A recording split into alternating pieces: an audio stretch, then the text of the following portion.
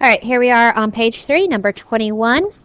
It says, in tomatoes, red fruit is dominant over yellow fruit. So I'm going to stop there. I'm going to make my key.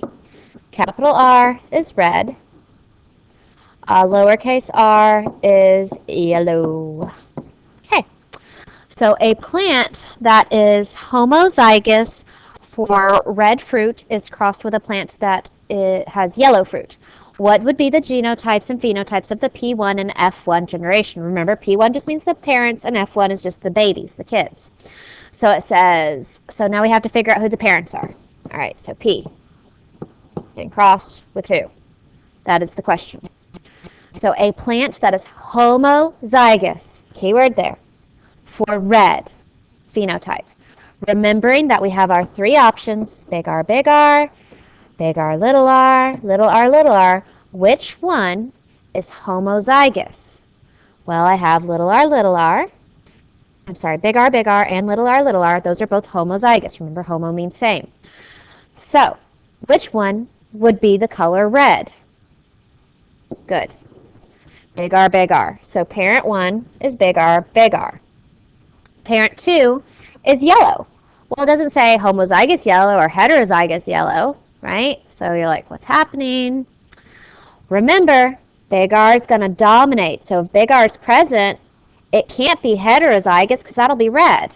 So the only option, even though the problem doesn't say, you have to infer, you have to use your knowledge that you already possess, that the homozygous recessive is the only way you're going to see that yellow trait. So parent 2 is little r, little r. Now I'm ready to do my cross. So I'm going to draw my Punnett square. One parent on top, one parent on the side. I could have put the little r's on top just as easily as I did the big r's. It does not make a difference. Big R, big R, little r, big R, little r, big R, little r. Okay, so then it said it wants the genotypes and phenotypes of the P1 and the F1 generations. So I'm just going to have there's my genotypes there for the P generation. My phenotypes would be red and yellow. Okay, so then, kind of out of room. Let me just write it down here for now. So for the F1 generation, my genotypes, I have 0, big R, 4, big R, 0, little r. And then for my phenotypes, I have I have 4 red and 0 yellow. Okay, moving on down. Let me erase this so we have some room. Yay. Okay. So then moving down to 22, it says, if 2 of the F1 generation, oh no, crazy word there. Let's keep reading though. If 2 of the F1 generation from the above cross were mated, that means they have some babies, what would be the genotypes and phenotypes of the F2? Another fancy word.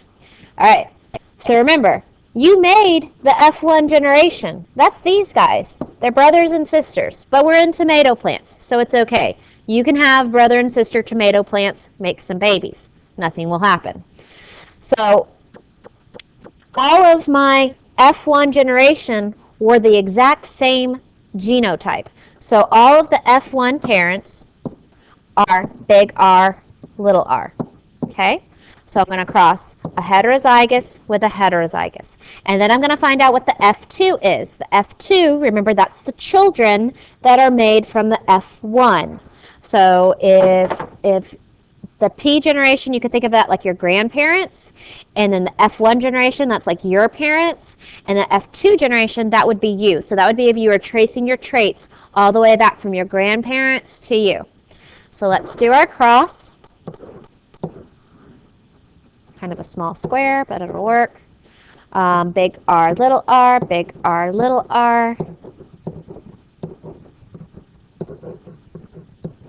Okay, so now I need to write my genotypes and phenotypes again. So genotypes, have 1 big R, 2 big R, 1 little r. Phenotypes, I'm just going to put a PHENO, just to abbreviate. 3 big R, and big, remember 1, 2, 3. 3 are going to be red, and 1 will be yellow. Okey-dokey. Keep moving on. Get this thing out of my way. Okay.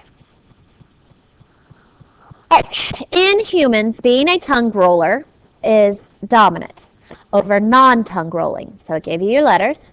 A man who is a non-tongue roller marries a woman who is heterozygous for tongue rolling. All right, so first it asks for the father's phenotype. Remember, phenotype is physical description. It says the father, the man, is a non-roller, non-tongue roller. So I'm just going to put non-roller. All right, and the mom is a tongue roller. She can roll her tongue. So I'm just going to write roller. Okay.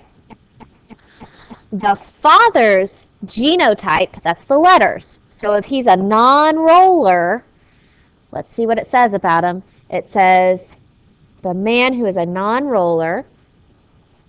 So, let me write my key. Big R is a roller. Little r is a non-roller. See how the key helps? Now I know. What's my father's genotype if he's a non-roller? The only way he can be a non-roller if he's little r, right? All right, then I go over to the mom. She is a roller, and it says in the problem, marries a woman who is heterozygous. There's one of our vocab words, heterozygous, so big R, little r. Okay, so then I do my square, big R, cross with little r. I very easily could have put the little r's on top. Remember, it doesn't matter because you still get the same results. Big R, little r, little r. Okay, so now it doesn't ask you for the genotype and phenotype. So if it didn't ask you for that, don't worry about it. It asked you for probability. So that means percent chance. What's the chance of this couple having a child who is a tongue roller? All right, is this one a tongue roller? What do you think? Yep, it is. So is this one. But here's homozygous recessive. Remember, recessive, non-roller. So that's non-roller or non-roller. So 2 out of 4 boxes are going to be rollers. So 2 divided by 4, remember, is 1/2. So what percent is 1/2? Good, 50%. So there's a 50% chance that the couple's going to have a child who can roll their tongue. Okay, almost to the end of this page, number 24. This one's a little tricky. Brown eyes in humans are dominant to blue eyes. Okay, we'll make our key. Capital B will be brown. Lowercase b will be blue. That way I don't get confused. Okay. A brown-eyed man whose mother was blue-eyed marries a brown-eyed woman whose father had blue eyes. What is the probability that this couple will have a blue-eyed child? Okay, this one's tricky. I have a man and a woman who are both brown eyes, but it doesn't tell me if they're heterozygous or homozygous. Because remember, big B, that could be brown. Or big B, little b, that could be brown. So you have to think a little bit about this. So I'm going to draw a little family tree because it's just kind of helps you think about the story. So you have the man who has brown eyes. Okay? The guy. Okay? He has a mommy and daddy, right? You know he has at least one big B. We don't know what the other one is. But he has a mommy and daddy, and it tells us, that the brown-eyed man whose mother was blue eyes, so there's his mom, right? She had blue eyes. If she had blue eyes, what must her genotype be? She has to be little b, little b. Now remember, the whole thing we talked about was you get half your information from your mom and half your information from your dad. So he didn't get this big B from his mom. Mom only has little b's. So the big B must have came from dad. He must have had brown eyes. So mom gave him a little b. So we know, because we looked at his family history, that he must be heterozygous for brown eyes. Now we can do the same thing with the woman that he married. It says he marries a brown-eyed woman.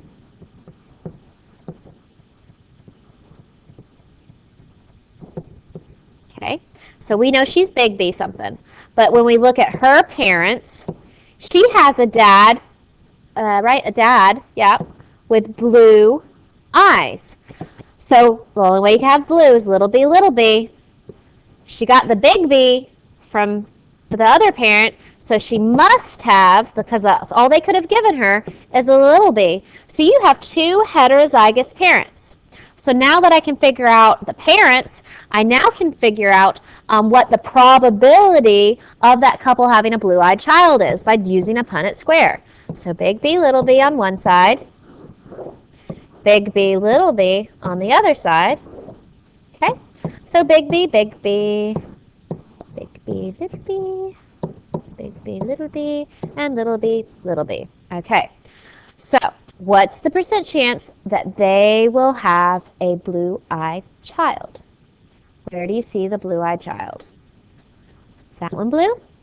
Is that one? How about that one? There it is. There's your blue eyes. So what percent is that? That's 1 out of 4. So 1/4, that would be 25% chance. Again, notice the problem didn't ask you for the genotypes and phenotypes, so you don't have to list them. It only asked you the probability of the chance of having blue-eyed children. All right, so we will stop this one and move on to page 4.